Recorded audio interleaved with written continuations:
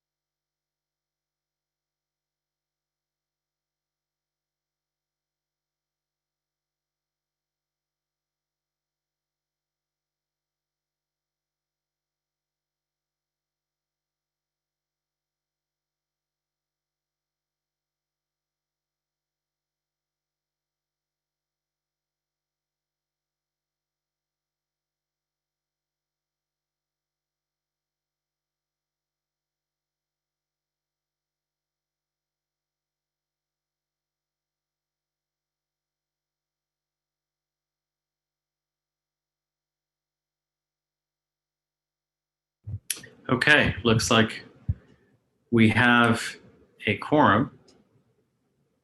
So why don't we get started? Thank you all for joining the ANC 1C meeting for July. I'm Amir Irani. I'm chair of ANC 1C, and I'd like my fellow commissioners to introduce themselves, starting from the top at 1C08. Thank you, Chair. My name is Fiona Clem. I serve as Commissioner for 1C08. That's the southeast corner of Adams Morgan. Thank you, Commissioner. Let's just go on down, 7 down. Hello, thank you so much. My name is Shaper Bowles. I'm the commissioner for 1C07. My pronouns are he, him, his, and ANC 1C07 is essentially the west side of the Reed Cook neighborhood and the eastern side or the eastern part of 18th Street.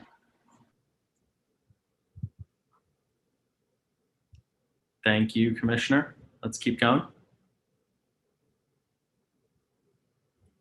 1C06 isn't here. Yeah, Commissioner Boots isn't here, so Commissioner Gold. Sorry, that was I dropped the ball on that. I thought when we said we'd start at the top, we would start north, which is where I represent.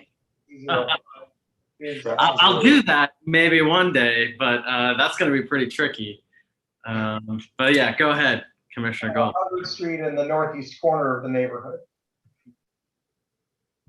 I'm Megan Faulkner. I represent 1C04, the northwest corner around Walter Pierce Park. Good to see everybody. Peter Wood, 1C03. It's in the middle. And also north is not necessarily up. I hate to say that. It can be south too. I'm Celeste Crano. I represent 1C02 on the west side of Adams Morgan between Calvert and Connecticut. And I'm Mary Ronnie. I represent 1C01. That's the southwest corner of Adams Morgan. So thank you, commissioners, for the introductions. Let's move on to officers' reports. I don't have much to report this month, except to say that we will not have committee meetings or an ANC meeting in August. It's customary for our ANC to have August off. So we'll be back after the July committee meetings. We will be back in September. So there is no August full ANC meeting, and there are no committee meetings in August. So Secretary Clem. anything to report? And no secretary's report. Thank you. And Treasurer Faulkner. Yes, I will share my screen to share the quarterly financial report, which we will be approving later on in the agenda. I will also note that the previous quarterly financial report had a data entry error that omitted one check for $188. So the ending balance was slightly different. However, this report, the starting balance has already been corrected. And that we don't need to re-vote on that. I've been informed by OANC, but just for everyone's knowledge. So this is the quarterly financial report. We began with 14,761.11 at the start of April. You'll see we got an allotment. There's also this other is from, as we voted on in a previous meeting, this is from checks that were either one that needed a stop payment and then two that had been voided, but there had been entered incorrectly from, I think, 3 years ago. And so that money has been formally returned onto our books. It was in our bank account all along. And now our actual sort of our bank account balance and this OANC record does now match up. Yeah. Yay. Great job. Thank you, Treasurer Faulkner, for doing that. Thank you. And I guess if anyone has any questions about the financial report, since we'll be approving it later in the meeting. Doesn't sound like it. And if not, that is it. Great. Appreciate that. Let's go over commissioner announcements. If you're the chair of a committee, please also announce your meeting day and time and the agenda. So let's start with Commissioner Clem again, 1C08. Thank you, Chair. I have a couple of updates. One is in the last couple of days with the high temperatures, I was getting complaints from some neighbors about the Pepco power plant making an excessive amount of noise. And following up with Pepco, there was a reason for that noise and the loud decibel levels, and they replaced bad bearing in a fan motor. And so hopefully for those neighbors in Beacon Place and other places, the decibel level will be at least at a tolerable level. I also wanted, speaking of the high heat, I also wanted to mention that Mayor Bowser activated an emergency heat plan, and that emergency heat plan opens up some cooling centers. There's a cooling center downtown that's now open 9 to 5. I say that because I think there's supposed to be high heat next week also. And then in light of that also, more than half of the DC libraries are open, and now you're able to actually browse and sit and use the computers and do some work, which is wonderful.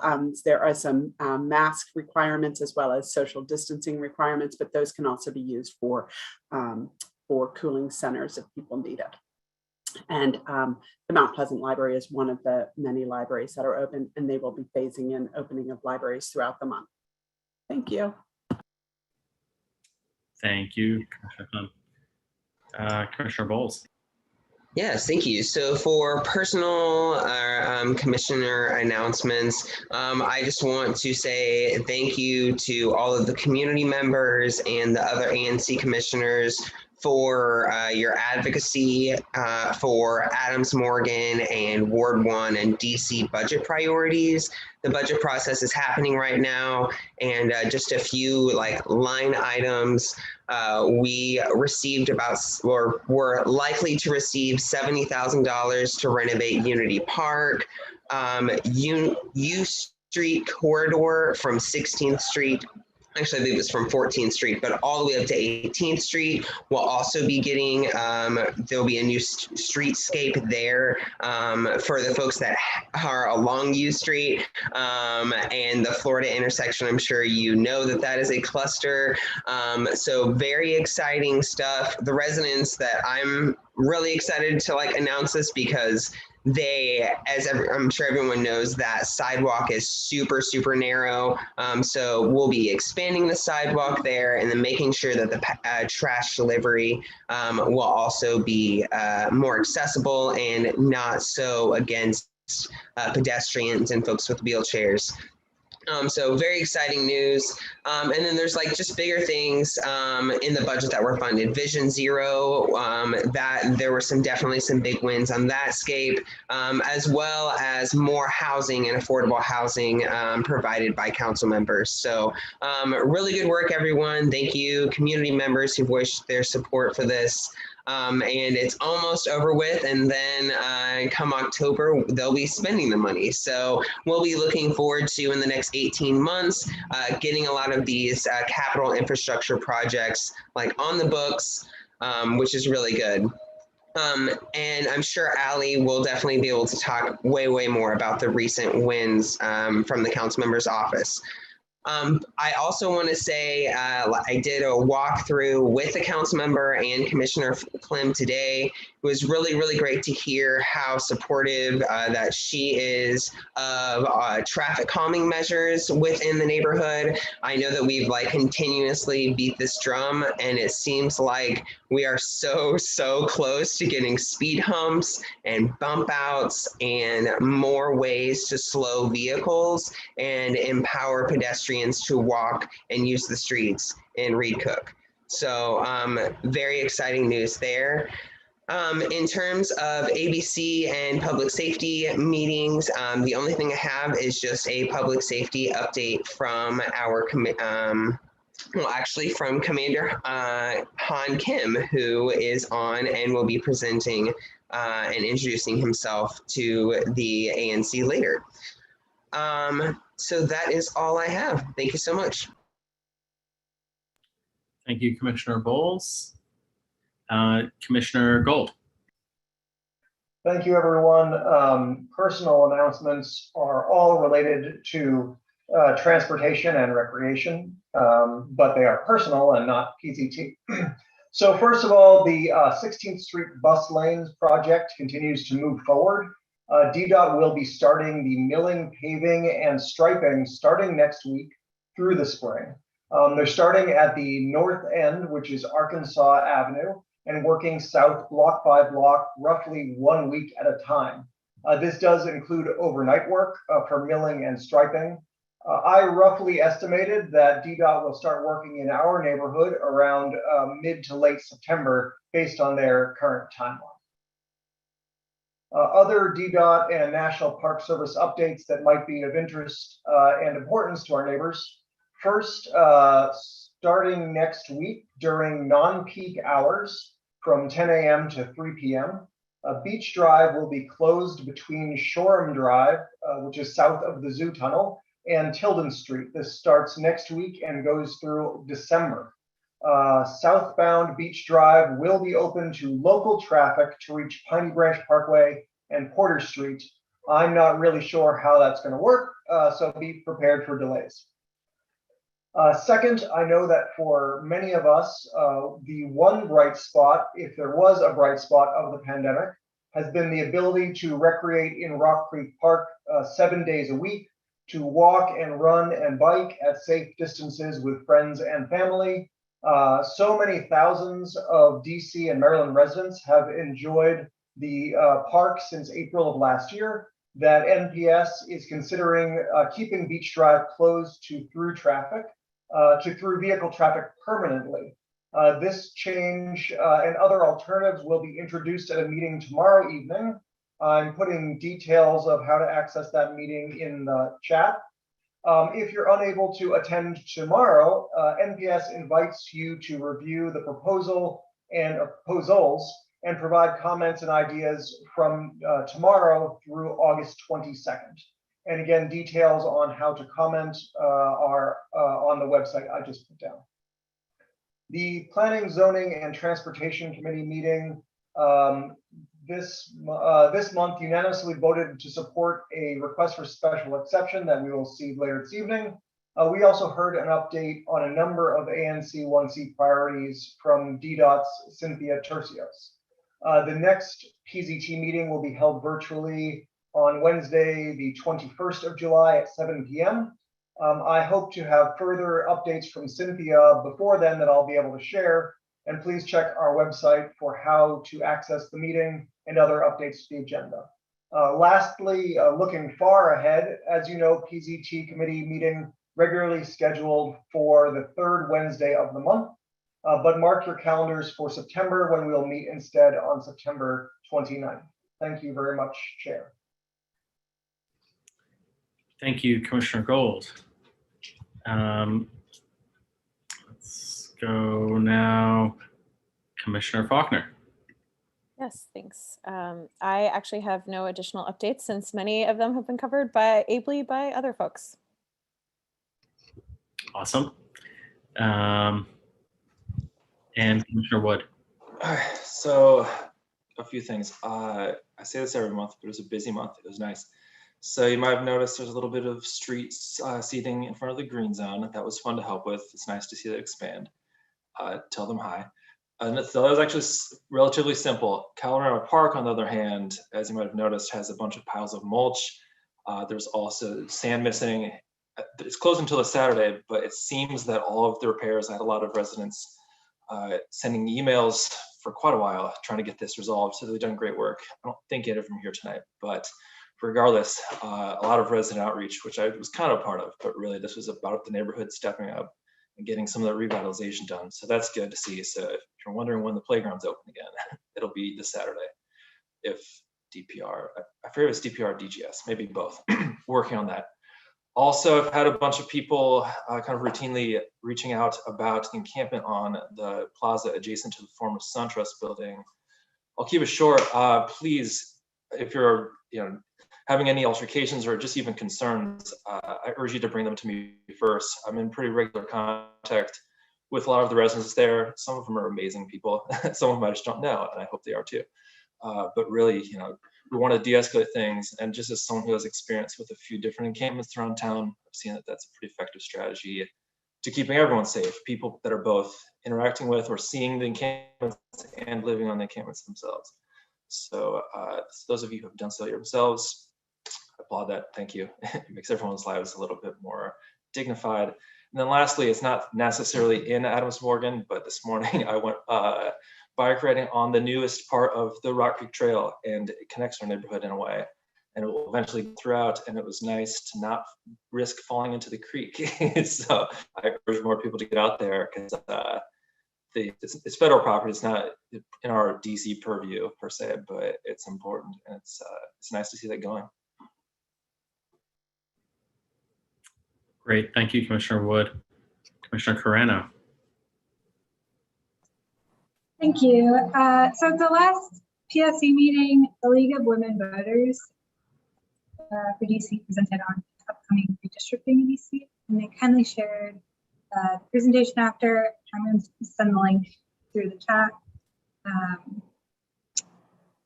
It was a terrifically educational to all of us on the committee. So if you're interested in learning more about the redistricting coming up or how Ward, ANC, and SMD lines will be redrawn across the city and how you can submit your own maps for the city to consider, take a look at the presentation. For the next PSC meeting on the 28th, we'll be looking at the revised grant application process and application itself, which is coming from ANC updates. So we're updating how the ANC receives those grant applications, and we'll have a grant update from one of our grantees, Momentum Health, who submitted their grant report at the time. On personal announcements, I had a couple residents reach out for confusion around the new visitor parking process. So if you're having any challenges with finding your address in the system or just using the application, please let me know.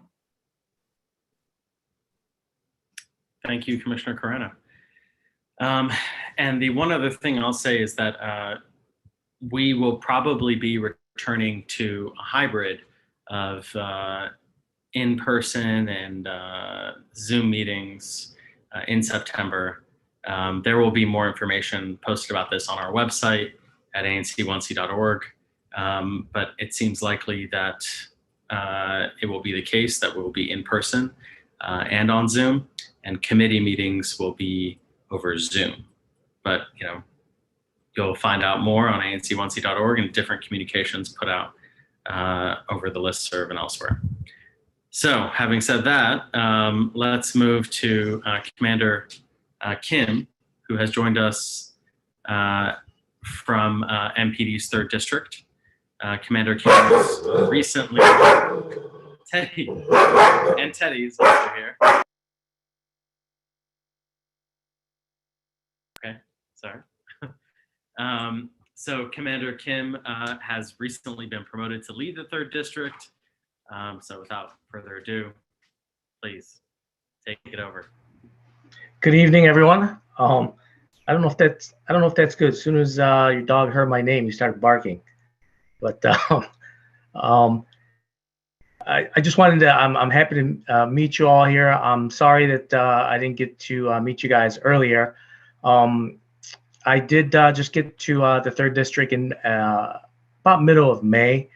Just give you a brief history. I don't want to bore you, but I did start off my career as an officer in the 1st District, and I actually did move over to the 3rd District. I was a patrol officer and in a tactical unit also in the 3rd District. After that, I kicked around different parts of the department. I ended up back at the 3rd District as a captain. I left. I was here as a captain until about a year and a couple months ago. So I am very familiar with the 3rd District. I'm very happy to be back. I did manage, the area that I managed was the U Street corridor and the Shaw area, base North Capitol area. But I think most of you know Captain Hong. He was actually a lieutenant also at the 3rd District. He moved out, actually came back with me as a captain. And luckily, he stayed in the same area which Adams Morgan is in. So he's managing an area that he's very familiar with. I'm very glad to be back. I'm getting to know all the commissioners, the council members I've worked with in the past, most of them, and the MOKers. So again, I'm very happy to be back, and I just kind of open it up to discussion. If you want to bring any issues up or any questions that you might have, I'm open to them. Thank you, Commander Kim. Commissioners, questions for Commander Kim?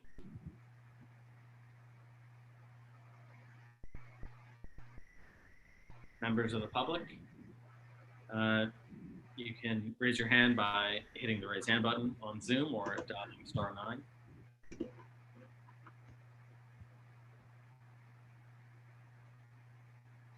Commander, we had an incident about, it was like 2 months ago, where near Unity Park, where I think officers from the 3rd District had done a good job de-escalating what could have been a very tragic situation.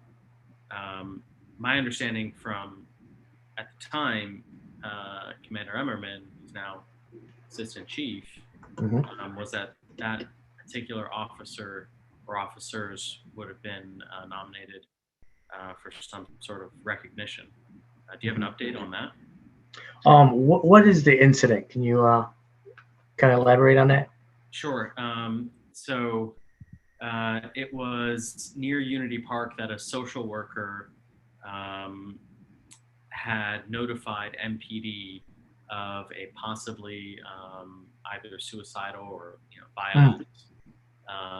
Now it seems like I've jogged your memory there. Yeah. Yes.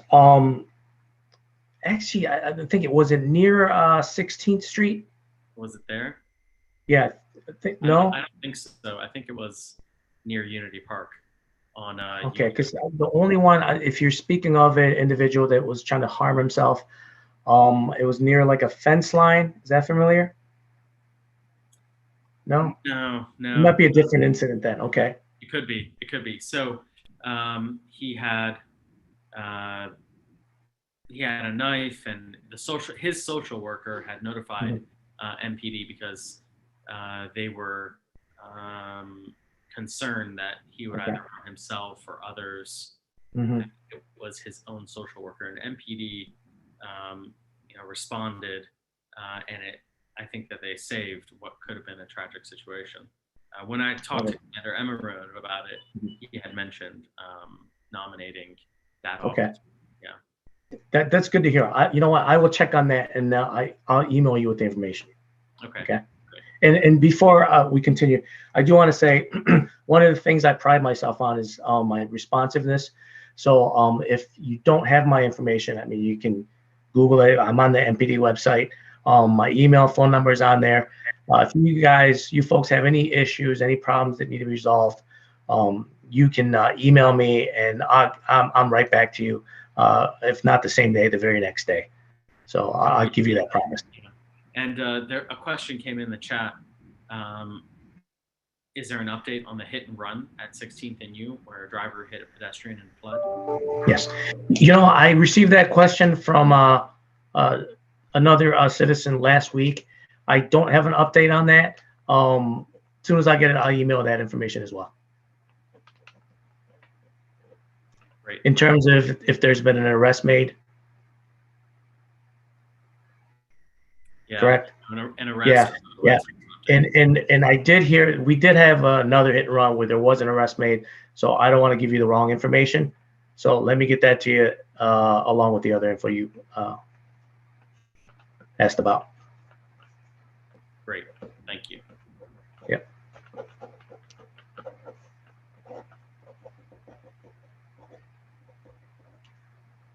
Okay. Any other? We have a question. Commissioner Gold, go right ahead. Thank you. Commander, I think it was 2 weeks ago, there was a shooting on the 1700 block of Columbia Road. Do you have any update on whether there was a lookout, or at the time it said there was no lookout? So whether you have arrested anyone or have any suspects or have any other information that we can share, that would be great.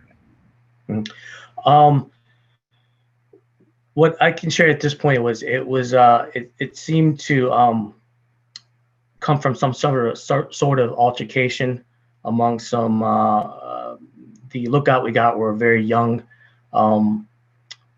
juveniles within that age group.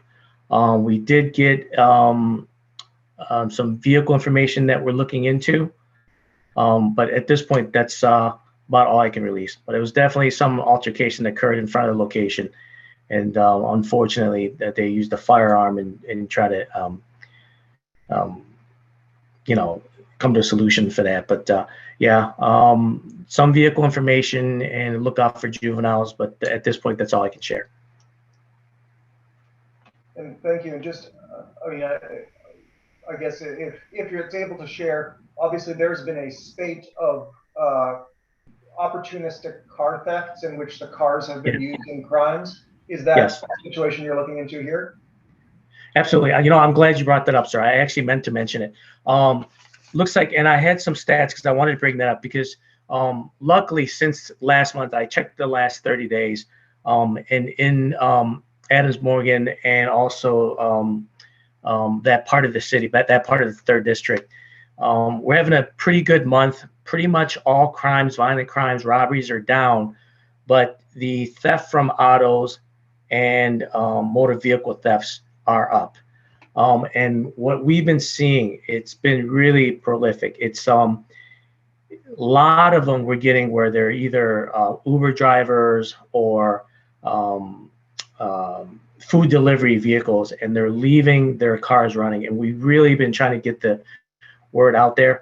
Obviously, we have some other situations where they're stolen, but a lot of them, it's been very frustrating because sometimes these bad guys, girls, are actually following or going to areas where there are restaurants because they know that these food delivery vehicles are going to get out and just leave the car running, and they're jumping and taking it.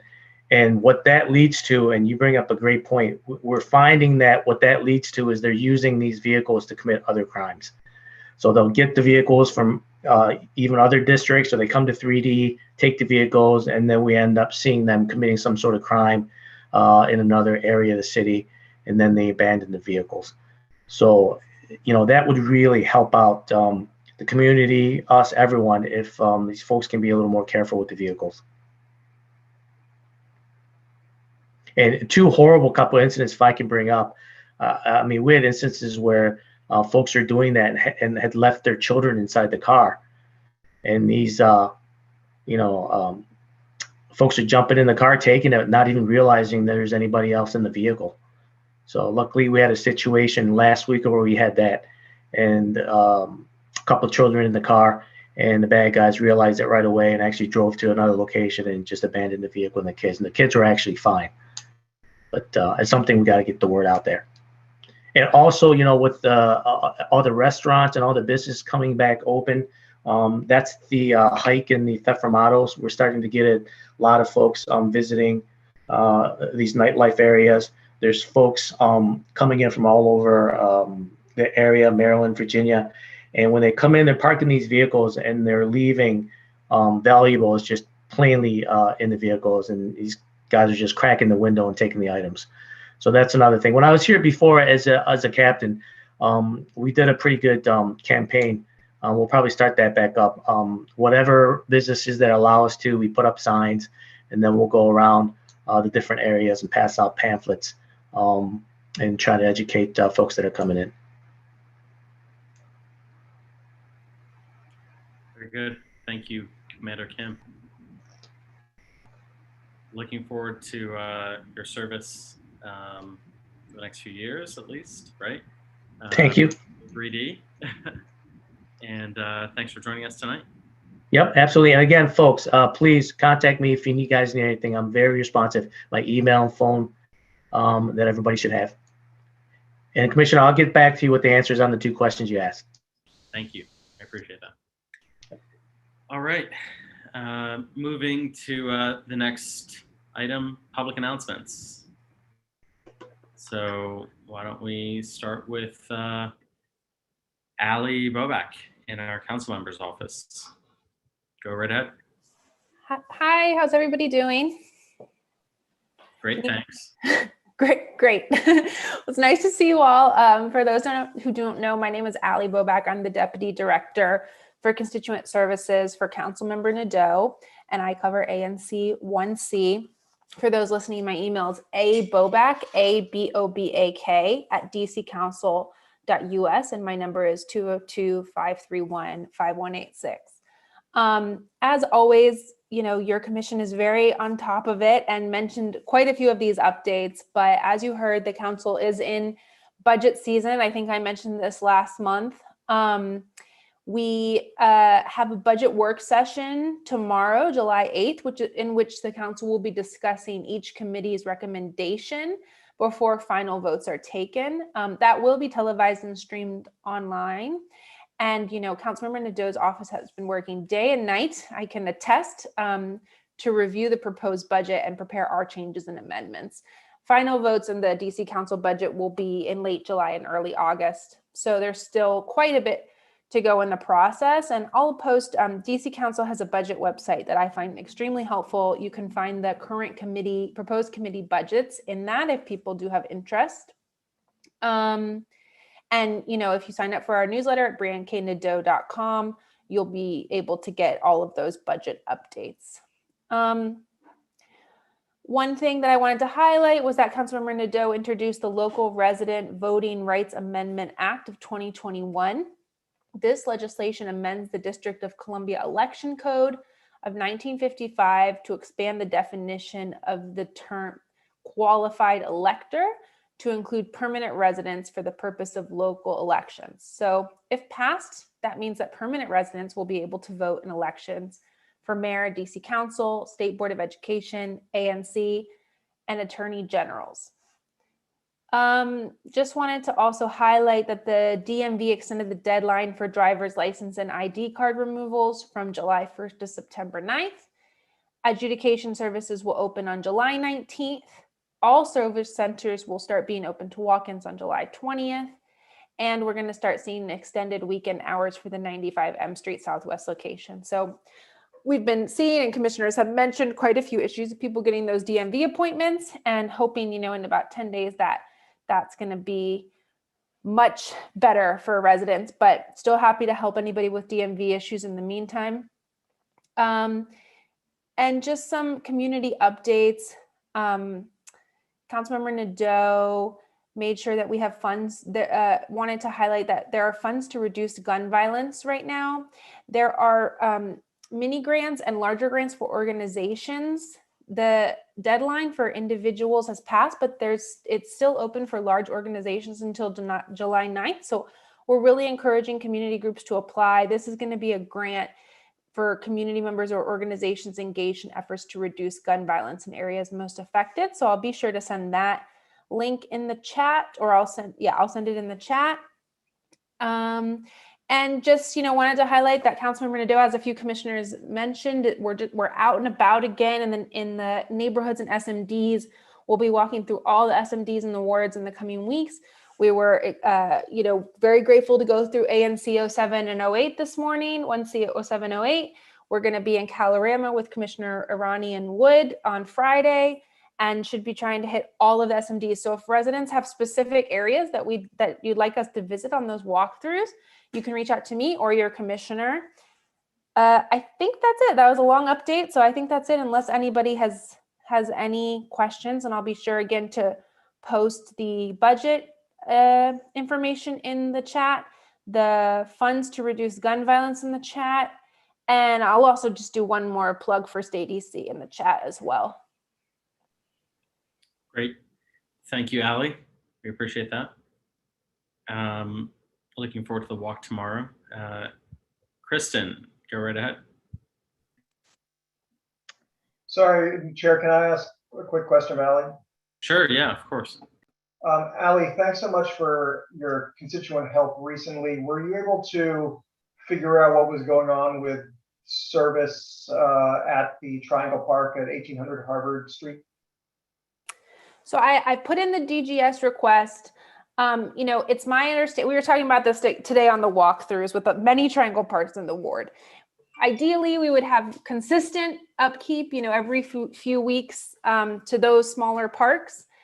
Obviously, that doesn't happen. Also, things grow so quickly in the summer. So beyond kind of the immediate need of just getting things cleaned up there, I hope to get you a more set schedule, Commissioner Gold. So I'm still working on that. I appreciate the effort. Thank you. Just figured I'd take the opportunity to ask.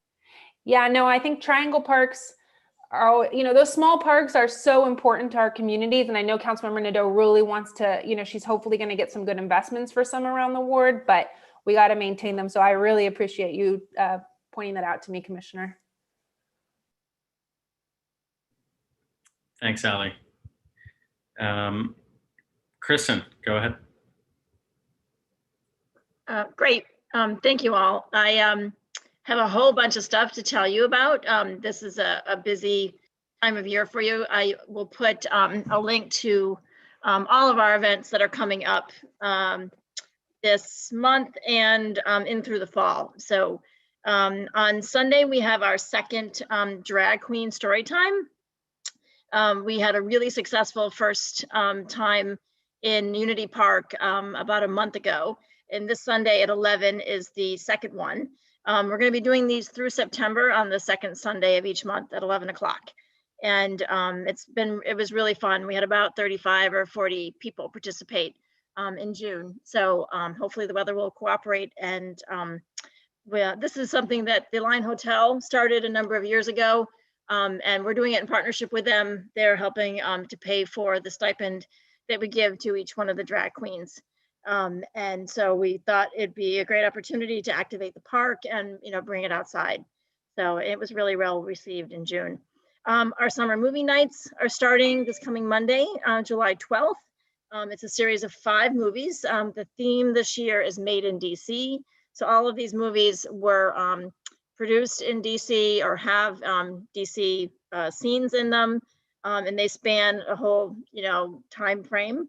The first one is Punk the Capitol, which talks a lot about the early punk rock days in Adams Morgan. And we're going to do a panel with the movie producers. So that should be really interesting. And Smash Records is going to be there to sell copies of the movie if anybody would like to purchase it. We've got, yeah, the rest of the series is on the website.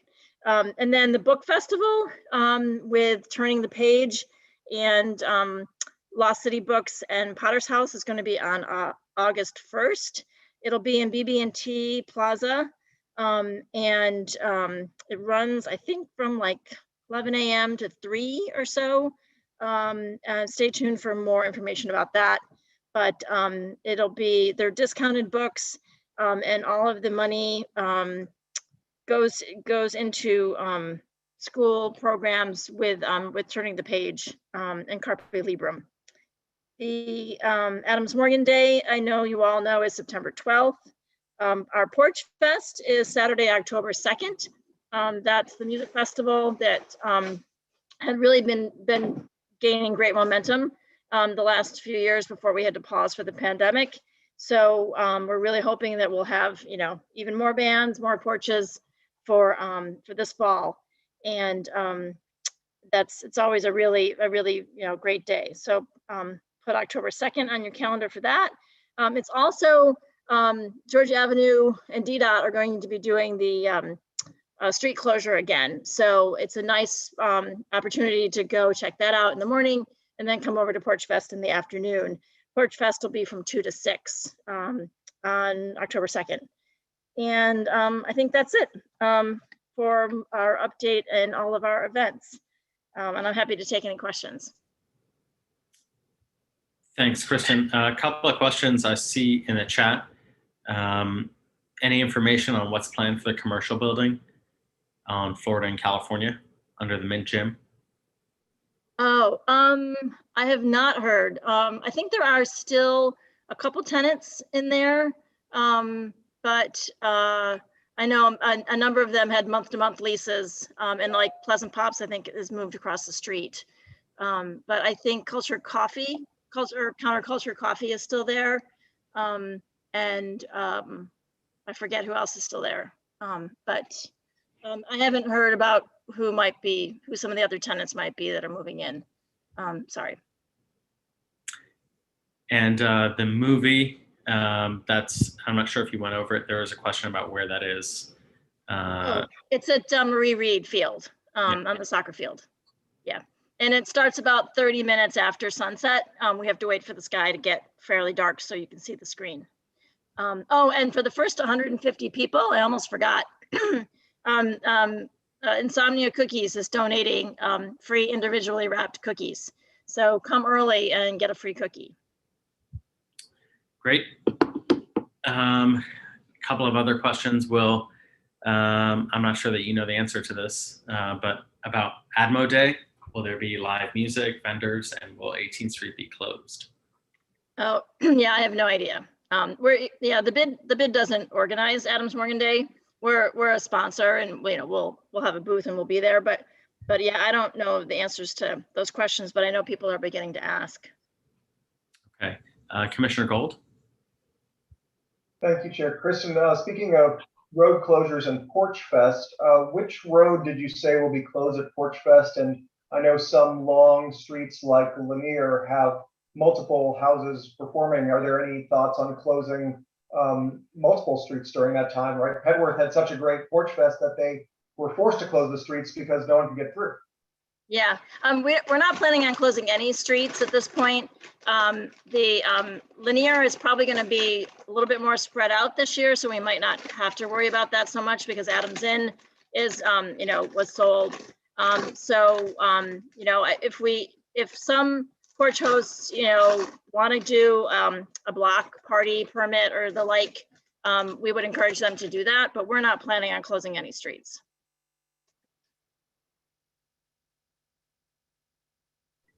Okay, thanks, Kristen.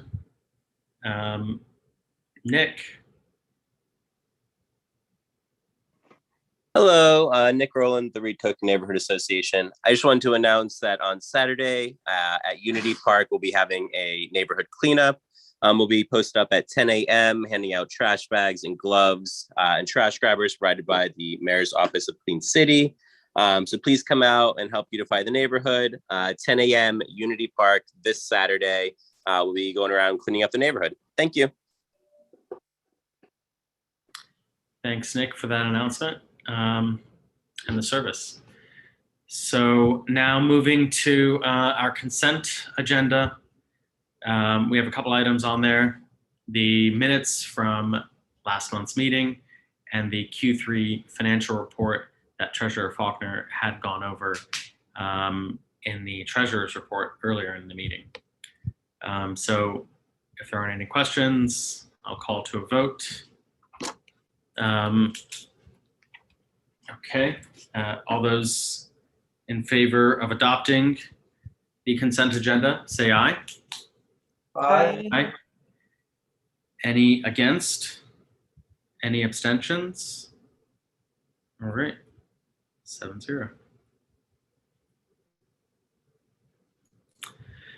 And moving to our regular agenda, we have one item that needs to be added to the agenda because it wasn't properly noticed. And that is a letter of support for the seasoned settlers, providing a letter of support for them in order for them to apply for a PABC grant.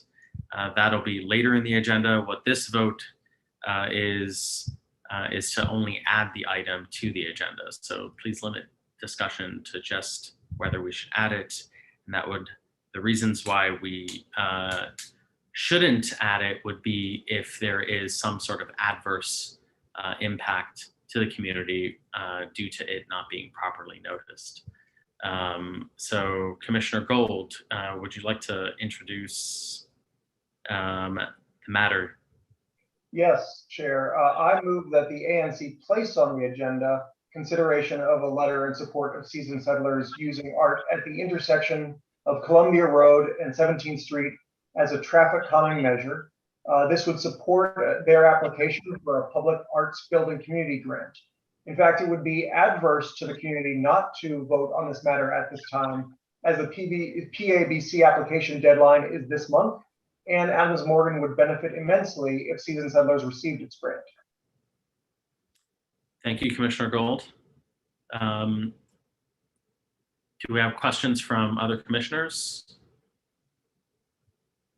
Members of the public? All right, hearing none. All those in favor of adding the matter to the agenda for tonight, please say aye. Aye. Any against? Any abstentions? Fantastic. All right, we'll get back to that. So the first matter on our agenda is a request for a special exception relief from a lot occupancy restrictions at 2240 Ontario Road Northwest. This came out of PZT with, I think it was a unanimous vote. Do we have anyone from the applicant seeking the zoning relief? There we go. And Marty Sullivan. Okay.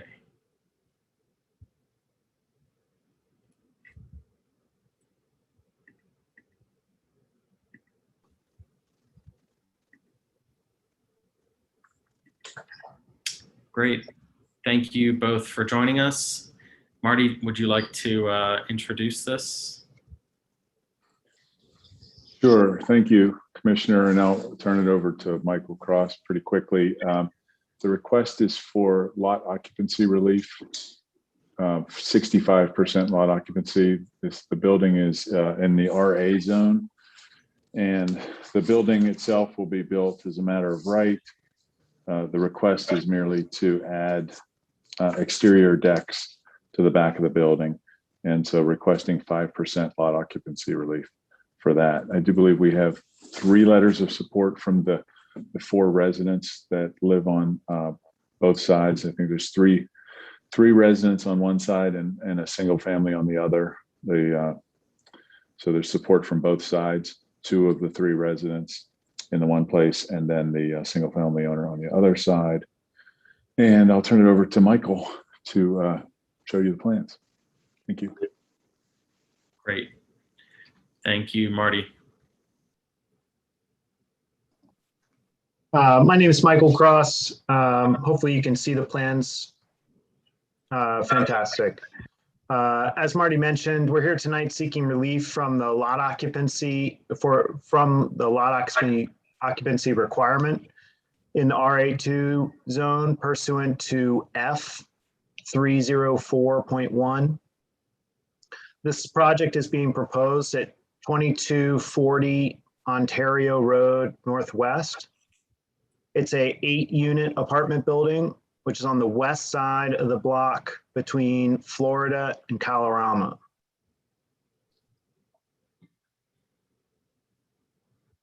The element which exceeds the lot occupancy requirement is limited to the rear deck, which projects about 7 feet beyond the rear wall of the units on the back of the building.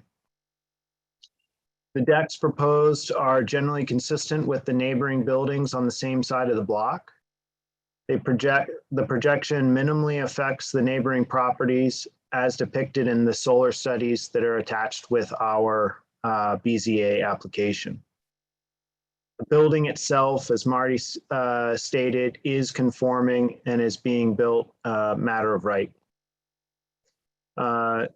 We've received letters of support from the majority of the neighbors. That is from 2238 Ontario, as well as units 1 and 3 of 2242. And we would greatly appreciate your support for the decks being proposed at this location to provide additional outdoor space, as we have all experienced how critical access to the outdoors can be over the last year. We appreciate your time and here to answer any questions you might have.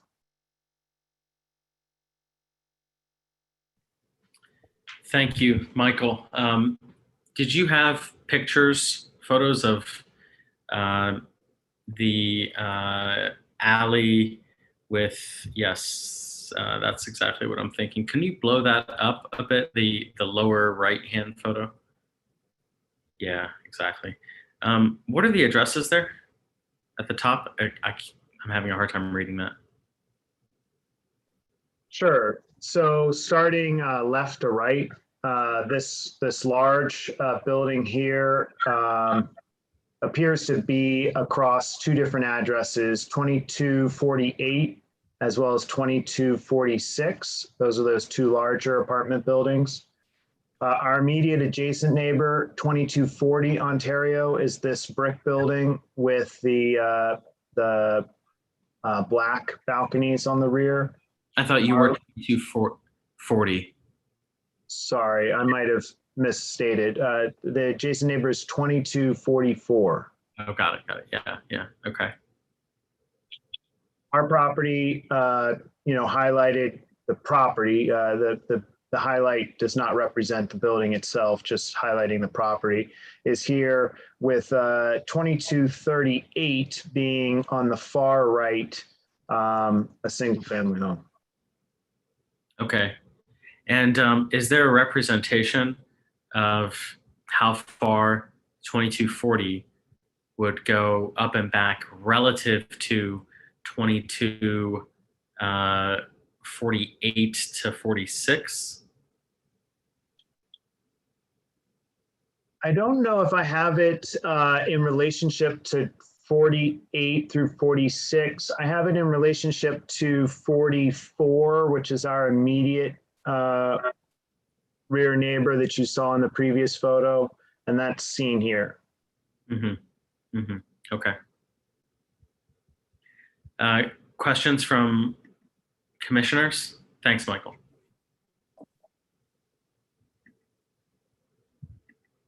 Questions from members of the public?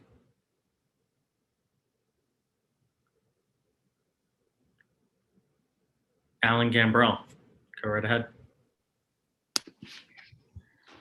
Thanks, Commissioner, and thanks, Commissioners. And I'm glad that the attorney and the architect are here today. When I first took a look at the documents for this project, I was struck by what was missing. No GFA information by floor, no details on the size of the penthouse, no existing condition drawings. And those are some of the things that I typically look at in comparing the plans to regulations. So last month, I shared my thoughts with Commissioner Gold, especially the lack of detailed information. It struck me that the plans were by the same architect for a project in the 1400 block of Clifton, which is outside of this ANC's boundaries. When the BZA, the Board of Zoning Adjustment, reviewed those plans, little attention was paid to the project or the plans. Consider that in relation to the Great Weight Authority of ANCs. How can you make meaningful decisions without meaningful information? You just can't, nor can we, your constituents. Without enough information, none of us can fulfill our roles in providing checks and balances from the neighborhood level. And when it comes to the Board of Zoning Adjustment, those perspectives should be expansive as they relate to the zoning regulations. Again, you are an added check and balance for the Board of Zoning Adjustment, which has an overwhelming number of cases to assess every week. You are in a position to point out trends and issues and yes, problems that the Board of Zoning Adjustment should be attuned to. For example, this happened years ago with the basement cellar issue. In the present case, I think it potentially is a problem in terms of the dearth of information in the application presented to the BZA. I mean, even DCRA, at least under the former director, often spoke to there being a role for residents and ANCs as an added set of eyes for zoning enforcement. So to wrap this up, I recognize that the special exception for 2240 Ontario is focused on whether to allow the addition of rear decks. But the ANC should not limit its review to the rear deck issue alone. And this is why, and this issue only came to my attention yesterday. Please correct me if I'm wrong. The potential problem is that the project appears to be proposing the construction of substandard housing in the form of bedrooms that present potential life safety challenges. It simply does not seem like there are windows to get out of some of the bedrooms. And those are the bedrooms that are in the middle of each floor. Now, I realize that means of egress is a construction code issue, but it is also very much a zoning issue, as failure to provide means of egress for those bedrooms is a failure to construct a courtyard for those windows and that egress. Why? Because courtyard space is not marketable square footage. It's that simple. So the goal to create more density, more housing should not lead one to take a weird libertarian position and simply ignore regulations as overly burdensome or turn a blind eye to their abuse. As for the neighboring property owners, they submitted form letters in support of the addition of rear decks. I realize that. They have not, however, endorsed the potential construction of substandard housing. Thus, ANC can and should raise these concerns with the developer, and if it gets to that point, the Board of Zoning Adjustment and yes, DCRA. I think these are fair questions. The ANC and the community deserve answers before signing off on this special exception case. Thanks. Thank you, former Commissioner Gambrell. Michael, Marty? Sure. Yeah, I'm able to speak to a couple of those points. With regard to the missing information, many of the items noted as missing are some of the elements that we referred to earlier being part of the primary structure that are conforming with the matter of right zoning regulations and are being permitted separately as matter of right, and therefore are not part of the BZA relief that we are seeking from the Board of Zoning Appeals and asking for your support for tonight. And in terms of the bedroom egress issue, That issue, as noted, is a life safety issue that is part of the building code. This project is being permitted separately. The primary building is being permitted separately as a matter of right. Those reviews have already occurred. We have received approval from those disciplines which review that type of element. It was part of the discussion, and it was found that the designs as proposed meet the requirements of an efficiency unit under the International Building Code, and subsequently provide the required egress for life safety of those in the building. So we don't intend to omit any information. However, we are simply trying to provide the information that is relevant to the relief being requested, so that you can consider the case on those merits.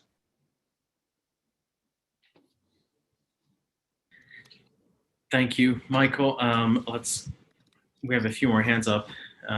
Helen? Thank you so much.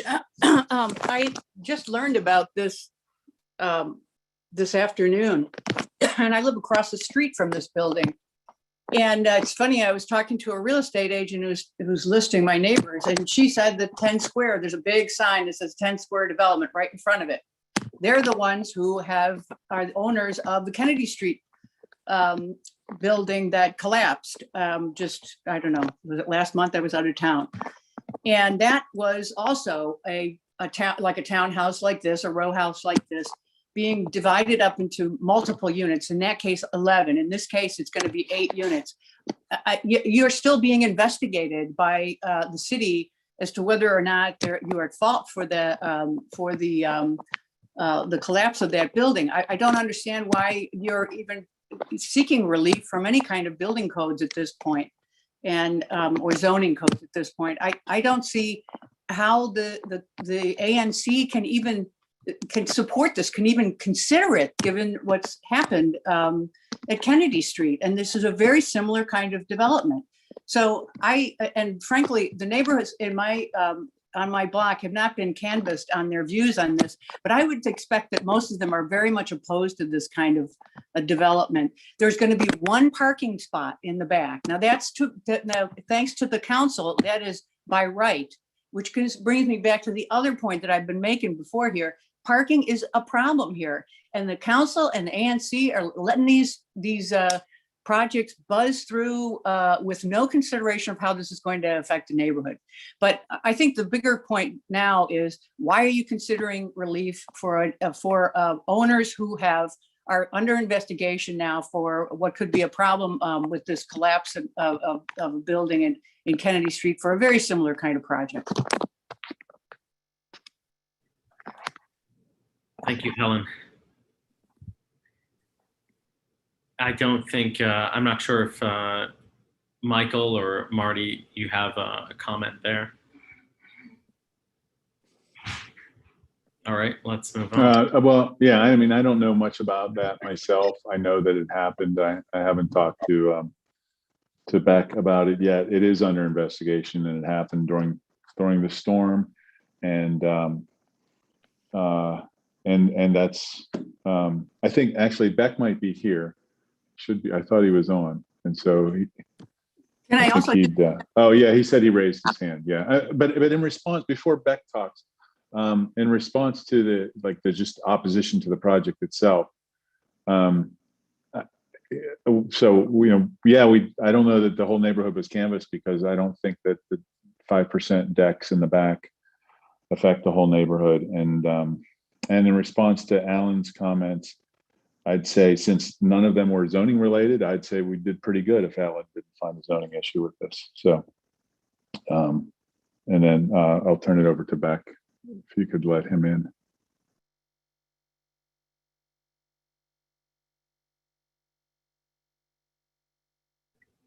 Okay. Beck should be rejoining there if he's not already on. Okay. Let's. You hear me? He Come said, on. Yeah, there you go. All right. Go right ahead. Okay, hello. Yeah, just to speak to the concerns Helen brought forth, she's 100% correct that the Kennedy Street project is my project.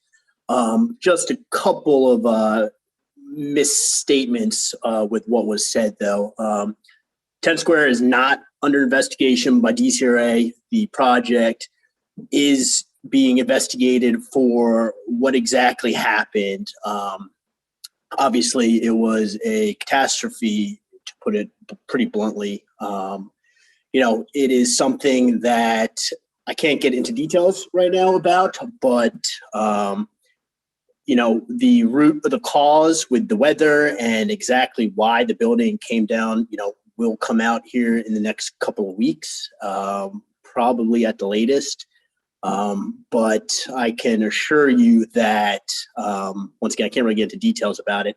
I can assure you that the means and methods and constructability was done as designed, and it's not a construction issue. Like I said, I really can't get into details at this time, but to want to speak to that I've developed many successful projects in the city, constructed them, and obviously this is an anomaly, to put it in pretty blunt terms. Thanks, Beck. Do you have a expected resolution date or conclusion for that investigation?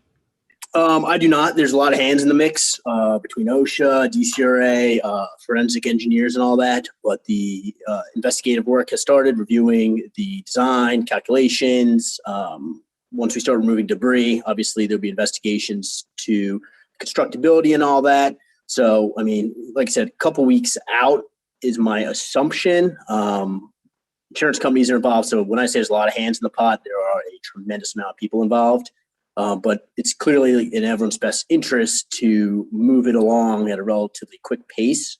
So right now, like I said, I can't get into details of what we know so far for a variety of reasons, but I can assure you that it's, like I said, a one-off issue. Okay, let's. How do we know that? Like I said, my track record being construction for 17 years, I built countless buildings. This is the first time it happened. We have a completely different design team on 2240 Ontario. So, yeah, I can. Right. Let's move on to other hands that have been raised. Eric. Hello, am I unmuted? Yep, go right ahead. Yes. Okay, great. I've got a number of things buzzing around here, but let me. Try to be brief here. I've got three kind of areas now. So this is a question for the developers at first. The units. So these are going to be primarily studio condos, with the exception of the two upper units that appear to be one bedroom and den. Is that correct? And are they going to be truly marketed as one bedroom and a den? And are the studios going to be marketed as studios? Because there is a rampant problem, which I say is corruption, where you have a lot of developers come in, they show one bedroom and a den, then they're marketed as 2 bedrooms. Or you get studios that suddenly get marketed as 1 bedrooms, or a door goes up and suddenly it's a 1 bedroom, right? So the intrinsic value of a one bedroom and a den versus a two bedroom, or a studio versus a 1 bedroom, there's a significant amount of money there. And I feel a lot of times these are being permitted one way, constructed sometimes a different way, and then marketed and sold entirely differently. So that's one point. So I guess I'd like to get on record with the developers. What you show in the plans, is that how these are going to be sold? We're talking studios and then 1 bedroom and a den. I think, and this is Marty. I I want to get back to the reason we're here is we're asking for special exception relief for lot occupancy to add open decks, balconies in the back of the property. So are you telling me? And nothing else involved. I mean, if you guys want to go all the way down into that, is involved with the BZA decision itself. So you don't have a straight answer on that. I mean, this is a question of zoning, a question of density. I have no we problem. could talk forever if you want about the project itself. I mean, but I just trying So to. no, you're not going to commit to how there are being displayed. I'm just talking Okay, about the all right, BZA that's application. That's fine. If you own it, okay. I'm just. All right. I'm Well, just, then let's Eric, refer to that. please, can I respond, Marty? I'm just talking about the BZA application, so I was just trying to keep it focused. But I'm sure Beck and Michael are happy to answer any questions. If we could stay here all night if you want. We could answer all those questions.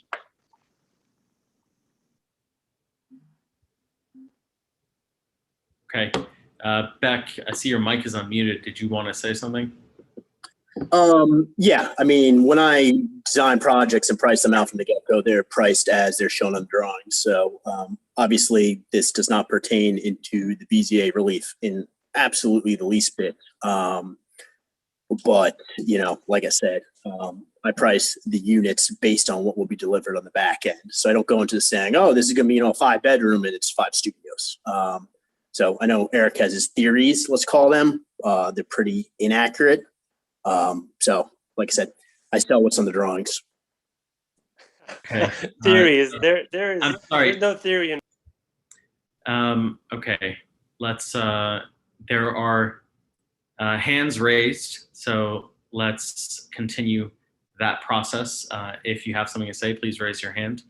Now, everyone that has had their hand raised has had a first go around, so and then some people have re-raised their hands. So I do want to make sure that everyone can say what they need to say. So former Commissioner Gambrell, please go right ahead. I'm happy to wait. I already spoke once. No, yeah, everyone. So everyone. Okay, well, this is brief. One, thanks, Marty, for the compliment. I appreciate that. Secondly, to the Helen, who spoke to the issue about Kennedy Street, I would just like to state that I don't think that's germane to this project. I mean, I think it's important, and only the only fair thing to do is to think about this project in relation to what's going on and what's being proposed at this project. And the Kennedy thing is completely separate and shouldn't be introduced into this discussion. But the final comment is, I think this discussion and the tenor of it certainly communicates to me how broken the zoning regulatory process is from DCRA to the Board of Zoning Adjustment. If you haven't been involved in it, you should look at it because it's pretty tragic. Thanks. Thank you. Eric, no, I'm sorry, Helen, you had your hand up. Go right ahead. Sorry, I just felt I had to come back on that last one. I do think Kennedy is relevant because you are asking for relief. You are asking for a benefit. You are asking for something that is going to provide you money. Until we know what happened in Kennedy, how do we know that it's not going to happen here? It's a very similar kind of project. The other thing I would ask is, why can't you do a project with fewer, this one person was living there. Why can't you do it with fewer units and still have the balcony space? I just don't understand why you can't keep within the rights, development within rights. I don't know all the lingo here, and still make money. It just seems to me that you can still make a ton of money on this thing. Okay, thank you, Helen. Eric, go right ahead. Yes, thank you. So going beyond how you show the units and how they'll be sold, and knowing that this project is mainly a matter of right, but I would say it sets a very dangerous precedent for the block in Adams Morgan. I mean, this is, I would say, an example of almost the extreme limit of what is allowed between the 8 units to 1 parking space ratio. That used to be 1 to 2. I mean, this is like an astronomical increase in density. I mean, I've lived in the block for 18 years. I live 5 houses down from this. The fact that they've got letters of support from the immediate adjacent neighbor, which is being described as a single family home, that's being converted into a condo building. So I would almost disregard that. And then the, you know, neighbors to the other side, I mean, that's a 3-unit building. They've got 2 people. So I would say they do not have overwhelming support for this variance. Now, the variance being, you know, you could say it's a paltry 5%, but I mean, that's 6.5 feet past, you know, what any of the other projects have. And by their rendering, it looks like it's even further, which gets me to another point regarding the basement unit. If you look at the site plan or even the section, or even the rendering they had put up, that basement unit projects even further into the rear yard. And then you have a light well that's attached to that. Now, you know, they're claiming that that is, you know, below grade space. It doesn't count towards lot occupancy, but, you know, if you really look at this project, you know, when you count the extension of the basement and the light well off the basement, it's more like 75%. I mean, that basement extension goes out another 6 feet at least past the 6 feet for the balconies, and then the light well goes past that. I mean, you know, there is the, you know, the letter of the code, but then there's also this idea of the spirit of the code and what it's trying to get to. And I feel this project is egregious on a number of levels. And if they're asking for some 5% of some benefit, what are we as a community getting out of this? I mean, we're not really getting anything. We're getting a ton more density. We're getting another condo project at the end of a dead-end alley, which means another independent trash service. I mean, we're going to be up to at least 6 different trash services going down this dead-end alley at least once or twice a week. I mean, it's not a big alley. It can get congested in like 2 seconds, right? And so there's safety issues involved with that.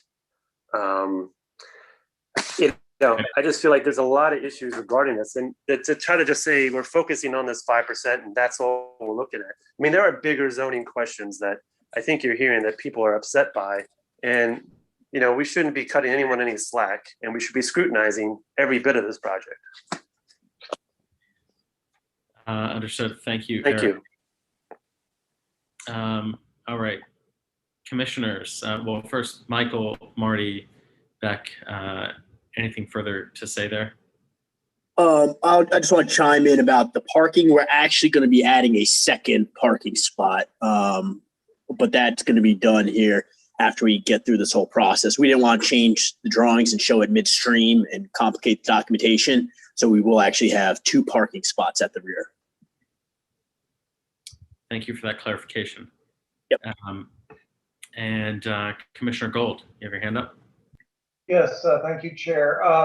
Sorry, I was trying to listen to the conversation, and I wasn't able to look this up. So, you know, as you all said, outdoor space has been realized as a premium during the pandemic. And one thing that I was wondering is, are these decks the private property of back unit owners, or are they accessible to all owners on their level? Yeah, I can speak to that. The decks that we're speaking about tonight are private, exclusive to the units 4, 6, and 8, which are there on the rear of the building.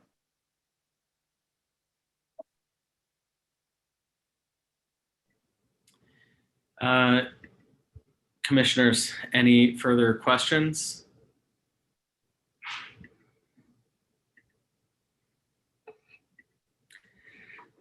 Michael, Marty, Beck, I think it would be helpful to have some sort of perspective or how many feet, to understand how many feet this comes back and how that relates to 2248 through 2246 Ontario.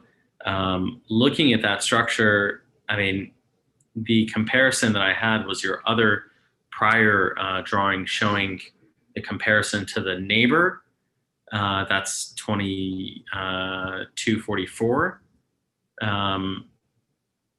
But there isn't something in comparison to what seems like larger buildings over there. And I wonder what the lot occupancy is on those larger buildings. And I see that they also have a deck on them as well. So I think, if you could speak to that, that'd be great. I did ask about that earlier. It didn't seem like a drawing was at hand. And the other question I have is, when is the BZA hearing date scheduled for? The BZA hearing date is October 13th. So we got time. I mean, as we can come back and show you that other. I don't know if Michael has an answer on the measurements for those, but obviously we don't have a drawing, just the photo. Yeah, unfortunately, I don't on hand, but it's something that we can produce. We'll likely produce it off of the DC GIS data because I don't think we have a survey that extends out that far, but it should be able to give us relatively accurate understanding of the relationship of those buildings. Right. Okay. And I believe this is Commissioner Bowles' district, and he has his hand up. So go right ahead. Yeah, thank you so much for taking time to present this to us today, and then also previously, and then previous outreach with neighbors. I just want to voice my support for this. Being in my district, I feel like this totally does match what this street looks like and what it should look like. And those who are echoing like no new neighbors, that's not what this neighborhood is about. That's not, the residents that I talk to. They want more neighbors. So thank you for converting a single family home with one family and making it where numerous families and live in Adams Morgan. And in terms of like what a family is, that could be a person and a cat and live in a single occupancy, or have multiple people living in a space. So per this matter, just to discussing like the balcony extension, honestly, Commissioner, I'm not too concerned about like postponing this Chair Ronnie, to like try to get new renderings. I think we should move forward with this and pass this. They have more outreach and more things to work on in terms of like working with the people who are vocally against this now. But I would say we need to move forward. We don't have a meeting next month. They have done their due diligence. They've received letters of support. They have a numerous slide doc here. I would like to move this forward. Thank you, Commissioner Bowles, for expressing that. Are there other questions or comments from commissioners or members of the audience? Okay. Hearing none, I'll call to a vote. I will do a roll call vote. So I'll start at the top with Commissioner Clem. After consideration with some of my neighbors, I'm going to vote no on the variance. Thank you, Commissioner Clem. Going down, Commissioner Bowles. Yes. I think, Commissioner. Sure, I'm going to defer to Commissioner Bowles. This is his neighborhood, and I'm going to vote yes on the special exception. Okay. Commissioner Faulkner. I vote yes. Commissioner Wood.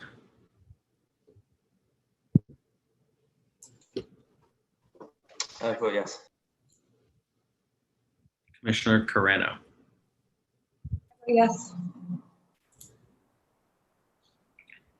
And I'll vote against the special exception. The vote passes 5-2. The motion passes 5-2.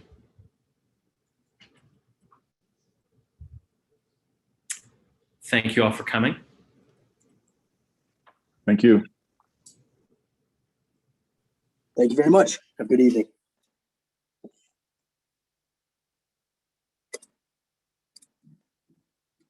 All right.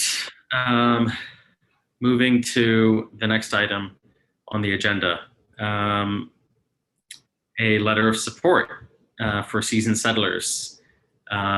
We had briefly discussed this to place it on the agenda, and at this point, I'd like Commissioner Gold, who has been in touch with seasoned settlers, to introduce the matter. I believe Sweets is on the phone line. What does one dial in order to raise a hand? You dial *9 if you're on the phone, and we can allow you to talk. So Sweets, if you could dial *9 so we can identify you, that would be great. Now that we have two phone numbers here, I'm not sure who is whom.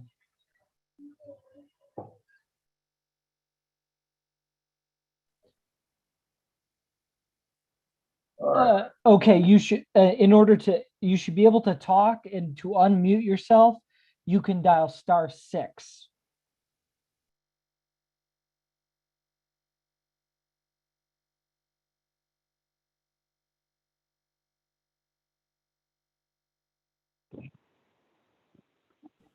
All right. Good There we- afternoon, everyone.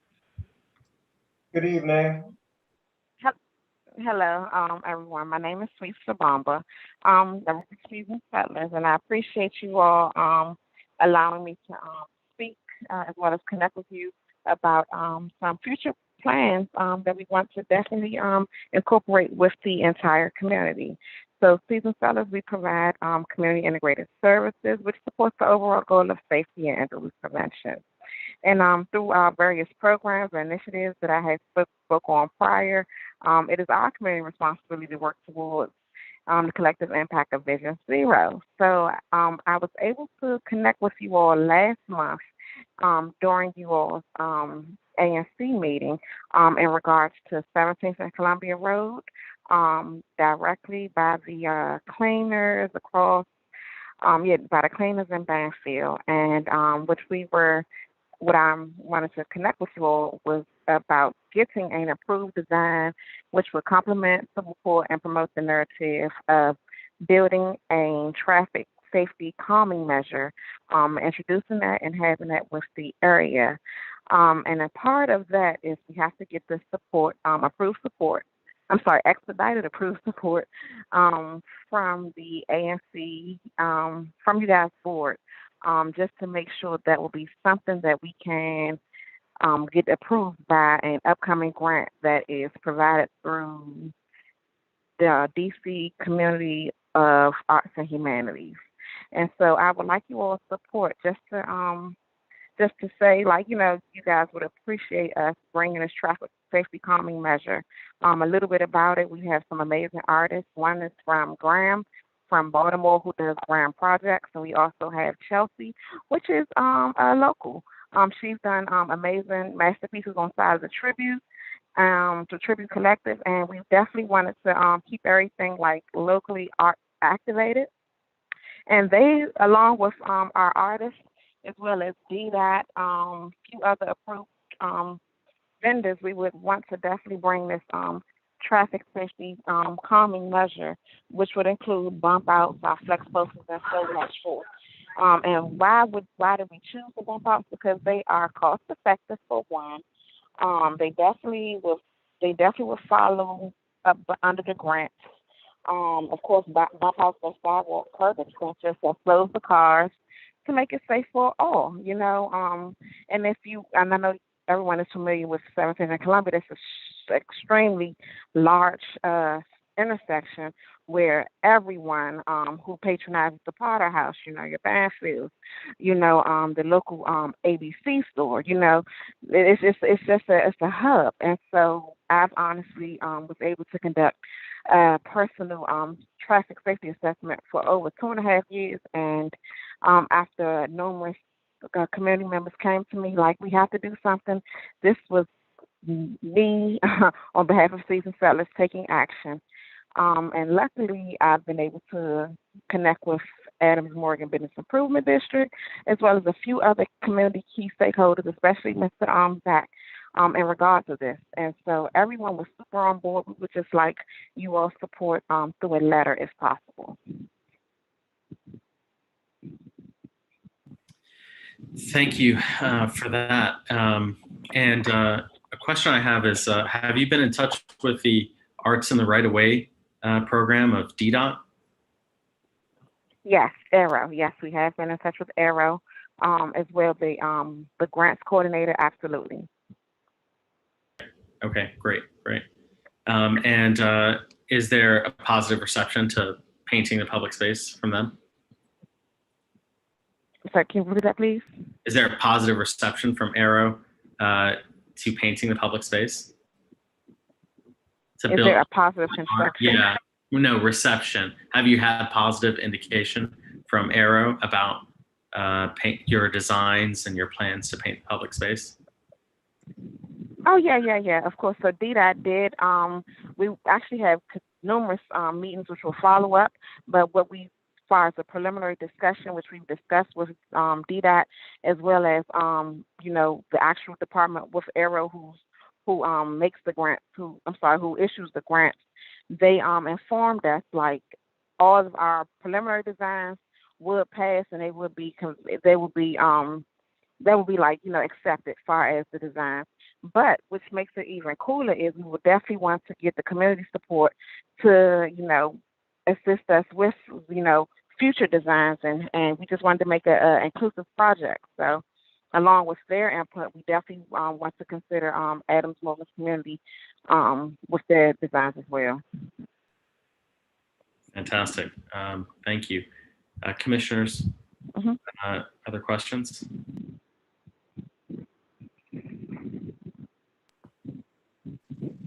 Commissioner Clem? Thank you. Thanks, Monica, for the presentation. Did I get your name right?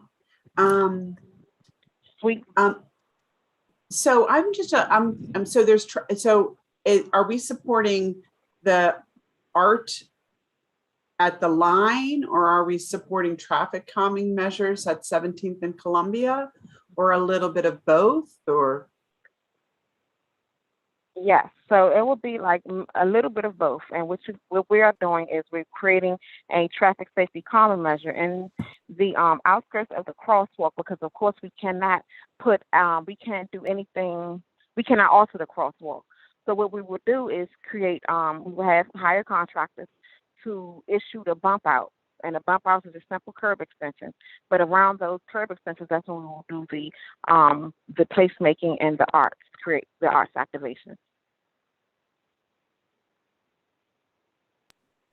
Let's see. Commissioner Gold, you have your hand up. Yes, thank you. So a reminder to commissioners and to the community that Sweets attended our April PZT committee meeting and discussed this idea with us, and there was good engagement at the time, and I believe since with Kristen from the bid. And I appreciate Sweets' organization being proactive, engaging a public arts design agency experienced in traffic calming projects, and local artists, including some of those involved with the ongoing Near Northwest Arts in the Right-of-Way project. Sweets, one thing I'd like to hear more from you is about the planned community engagement process, because I know that you sort of had to create what the space would look like in order for the grant application. But my understanding is that it's really going to be a community-driven process to what the art itself will end up looking like. So I'd love to hear more about that planning process. Okay, great. So part of our community engagement would, there's different forms. Of course, we would create something with.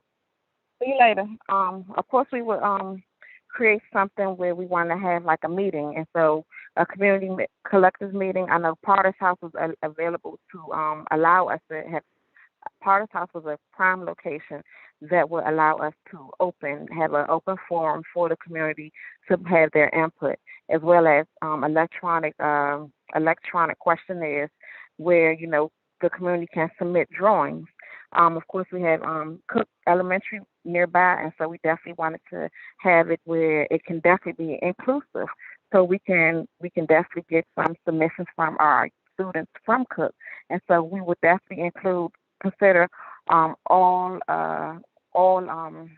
we will consider everything which was submitted, and then from there we will try to incorporate most of the community input as the design to create this particular arts activation and safety measure. Commissioner Gold. If I may continue, so colleagues, this grant program, and I looked into the PABC grant, which is part of the DC Arts Commission. And one of the oddities, I'd say a misalignment of the grant itself, is the grant program explains that it will fund the designing of an installation, but then the application requires that ANCs write in support of a final design. So I think that our letter of support, if we choose to write one, should point out this misalignment, because obviously this is, art isn't free, this design process and engagement process with the community will take funding for the artists themselves in order to design it. But Sweets, I would love to hear from you that when a commitment that when the design process is complete, you'll come back, share the final design for ANC approval. So that's something that we can explain to the grant committee. Okay, so with that being said, in order for us to continue and apply for this particular grant, which is literally due, I believe, like the end of next week, we do understand that there's no final designs. Why? Because things can change at the last minute. However, the specialists, as far as Adams Morgan Business Improvement District, DDOT, of course, the graphics personnel, and everyone else who would play an instrumental part in this, they will create the different various renders that will show like different options to choose from. So granted, it's not necessarily final designs, but we can get as close as we can to the final designs. And this is just still like, early part of the process, but we really need you guys' support to definitely push this through, and we can revisit later where we can also incorporate everything, like how the community would like it, how you guys would want to support it, and we can definitely build on it. And did you say that the proposal is due next Friday? I believe the question portion, the proposal is due next Friday, the 16th. And okay. Honestly, we literally everyone has delegated assignments, and it's not as daunting as it may seem. There's a few pieces missing to the puzzle, and one main piece is just you guys' approval or support letter about this project. And I'm open to share anything as we move forward. I'm very open to just discuss it, even if you want another presentation, because the artist has already done a render to give a preliminary design of what it would look like, but of course, as things go on, things do progress, things, does change. But as of now, we're on target. We just would like you guys, signatures and your letter of support. Thank you. Questions from members of the public?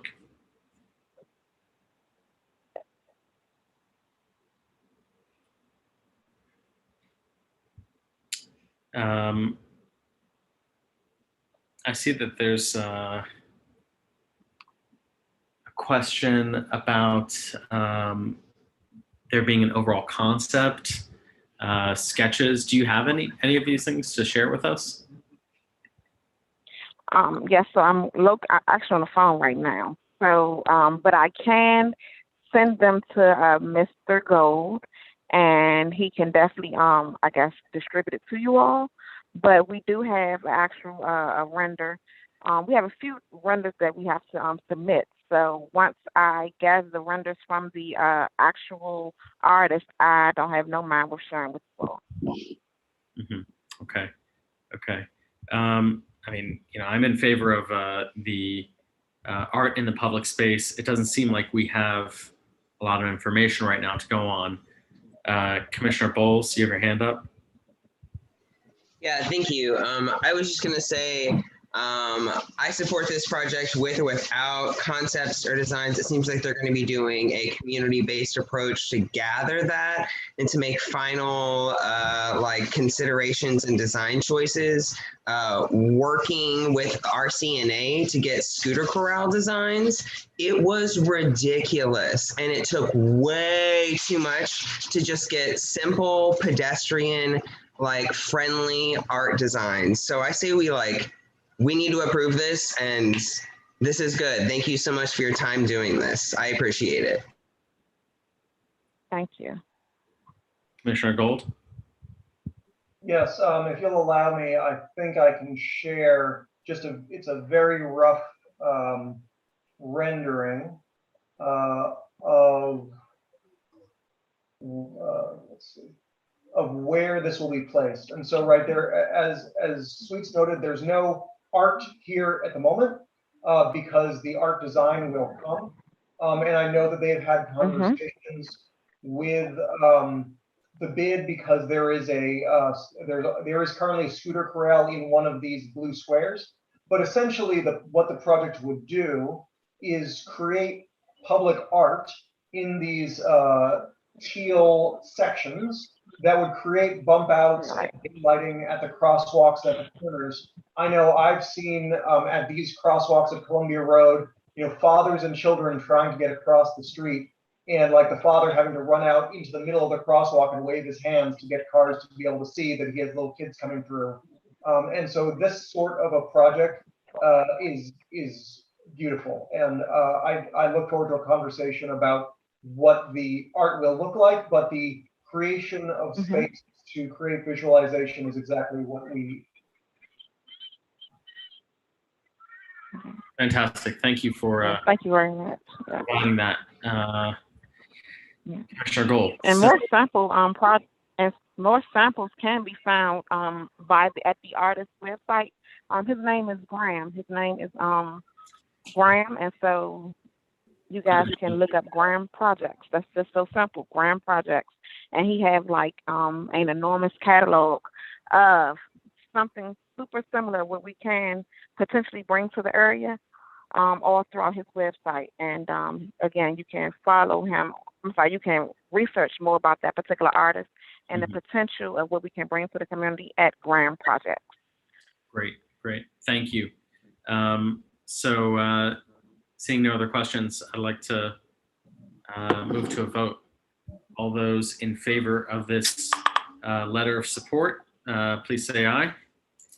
Aye. Aye. Any against? Any abstentions? All right. Thank you very much for joining us and for your efforts. This is going to be very helpful for our community. Of course. Okay, moving. I appreciate you all. Yeah, we appreciate it. Thank you. We appreciate you. And I'll make sure, Sweets, that Chair Arani gets that letter to you at the earliest so you can add it to your application. Great. And, Commissioner Gold? sorry, I was just going up for people's interests. This is some of Graham Project's works. They're really fantastic. Yep, agreed. And it would be a good addition to the neighborhood. public art in the public space. Okay, so moving on to the next and final item on our agenda, a letter in support of a public art installation at Unity Park in the Line Hotel. This came out of the PSE committee with a unanimous vote. Commissioner Carano, would you please introduce the art installation? Yes, we're lucky to be able to consider 2 public art opportunities for the neighborhood this evening. And I think Monica's brought a brief presentation to share more about this with the community. She presented in detail to PSE, and the links there include a public request for support that she's required to share out as part of the grant application and the proposal. So those are open for viewing in the agenda, but I will let her speak for herself about the project. Thank you so much. I'm just gonna, yeah, you can look at the proposal that I shared at the Public Works and Environment meeting. Let me see if I can share it here for just a second, just to show you the main. Can you see that now? Are you looking at? It's a little small. Could you zoom in? Yeah, let me see. I need to play it. There, is that better? Yeah, that's better. But you could zoom in a bit more if you can. That'd be even better. Let me see how I zoom in. Let me see if I know how to do that. Oh, that looks. I think that picture was just. Yeah. That picture is. So what my project. So yeah, I mean, I think it's as one of the commissioners mentioned, this grant is very unusual in the sense that they want you to come up with a whole design concept and everything else before it's funded, and a lot of times you end up spending half your energy before you even get any money. So it is crazy. But that is the concept that I had. I've been doing this project for many, many years, for 9 years now, in collaboration with women from my ancestral village in Bangladesh, and also with people of DC. It's all about climate change. And I wanted to do this project. I was actually asking one of the commissioners, like, what area of ADMO needs activation, and it was suggested that Unity Park and the Line Hotel, that area actually need activation. So I came up with this concept of making these collaborative saris with the women in Bangladesh and the people of DC about climate change and climate justice, and draping them along the columns of the Line Hotel and then across the street at the Unity Park along the sidewalk that way. And then I spoke to one of the ADMO chair, who told me that I should really speak with the farmers market there. And I did, and they're super excited about it. And so I've actually changed the focus of it to also focus on climate change and agriculture. I've actually been doing a lot of work in that area. The women in Bangladesh that I work with are all farmers. So I would love to actually interview the farmers market folks that do the market at Unity, the Licking Creek Bend Farm folks, and actually get their stories as part of this project and do a film screening in Unity Park as part of the project. So these are the women that I'm collaborating with in Bangladesh. They're all farmers. They help me make these saris. The village I'm from is in that island, that arrow pointing to in the Bay of Bengal. So I would be, the team that would be working with me would be the people of DC and the people of this village in Bangladesh. I already have probably 200 people in DC that have been working with me on these projects, and they get paid. So it's regular people of DC, not artists necessarily. They're just regular people. They get paid $15 an hour to help me build this project. And I do a lot of engagement with low-income folks. I also do provide ASL. We have a lot of deaf community people that join in, a lot of formerly homeless people. Two of the organizations that are going to be working with me are Project Create in Anacostia and Calvary Women's Services in Anacostia, which works with homeless women. But we will do workshops around the city, and then the installation will be here in ADMO. So, and it's very temporary. These are some of the Zoom workshops I've done in the past. It's very temporary. It'll only be probably for 4 days. That's typically what I do it for, with a lot of programming around it. And yeah, and it was really great to talk to people at AdmoBid, at ANC, to get ideas for what's actually needed in the community. So I'm thinking about doing poetry slam also, which is what I did this past year in front of the DC Art Center. Super successful. Hundreds of people came through to see that, and then talk about urban food and sustainability as part of the project, and connect it to our farmers market. And so that's the idea. You know where the site is, obviously. And I have spoken to the Line Hotel. They are on board. They need to sign an agreement still. Yes, as the previous applicant mentioned, there's a zillion documents that have to be finalized by Friday, July 16th. And it is the grant really requires everything to be kind of, done. So I do need your help with DPR. I've gotten letters from everyone else working on the agreement. This is what I did last year, just last month, actually, end of May, at the DC Art Center. It was super well attended, very beautiful, right as we were coming back. The city was coming back, and ADMO was opening up again. So the other thing I wanted to mention is this is a project, I wanted to call it Sustain. I changed the idea to actually include the idea of sustainable food, sustainability, and also the fact that this project, the ongoing project with the saris, next year in June will mark 10 years. This collaboration between DC and Bangladesh. So I really wanted to do something special for the 10 years. And there's going to be 10 columns of saris in front of the Line Hotel. And we're also going to have QR codes that will link to stories behind each sari.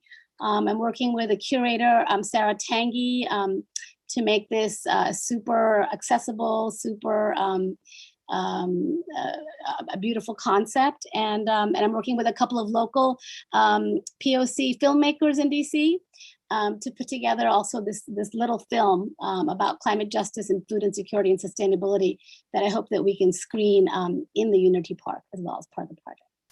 So I'm happy to answer any questions. But here's some pictures from this just in May, May 2021, end of May, right in front of the DC Art Center. We had tons of people from all over the city that came in to see this, my last project. And this is what it looked like in Anacostia a couple of years ago, 65 saris covering 5 buildings. Last year in Georgetown on the canal, Anacostia again. It's a continuing project. These are some of the people that have been helping make the saris, design the saris over the years. So these are the women in Bangladesh. So I know you don't have a lot of time, but here it is. So I have provided notice via Nextdoor on various websites, and I've been talking to people, and I have gotten some good feedback, and I've been trying to incorporate them already into the project. And it'll get obviously further refined as we get into it, but that's basically it. And I'm happy to answer any questions. Thank you for your support. You guys have been amazing. Thank you for your support. Thanks, Monica, for that. Do we have questions from commissioners or members of the audience? I know that we've supported Monica's projects in the past, and it seems like this is going to be another great public art installation. So seeing no questions or hands up, I'll call to a vote. And all those in favor of a letter of support for this public art installation, please say aye. Aye. Aye. Aye. Any against? Any abstentions? Okay. That's another unanimous. Fantastic. Thank you, Monica. Thank you. The one other thing that I need help with is I need 25 people to sign a little letter, sign that they support it. So I'm going to put, at the suggestion of one of the commissioners, I'm going to put in the chat a link to the document. You can either sign it in the Word version, or you can sign the PDF through the PDF tool and just email it to me. So I'll put it in the chat.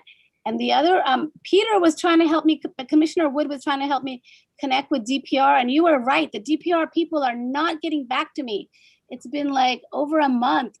So I'm gonna ask for your help again. I don't know what to do. Should I contact Ms. Bobak, I think her name is? I did try to email her, but I think it bounced back. Maybe I had the wrong email for her. To see if she can get with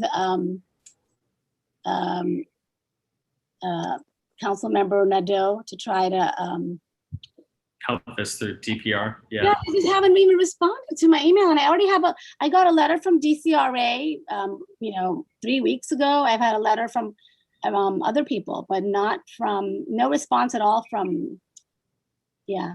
Got it. And if you don't mind, would you tell us a good email address for you? And there's a question about how we can get into contact with you. Yes, Monica Jahan Bose at gmail.com. Just putting it in that. Perfect. Thank you for dropping that in the chat. Yeah, so that's my big concern right now is the DPR. I definitely want to make sure that I need to get a sort of letter from them saying, this will be permissible. Not that they approve it, but that it will be feasible for it to be approved if it's funded. Okay. Thank you so much. Thank you for your time. Great. Thanks, Monica.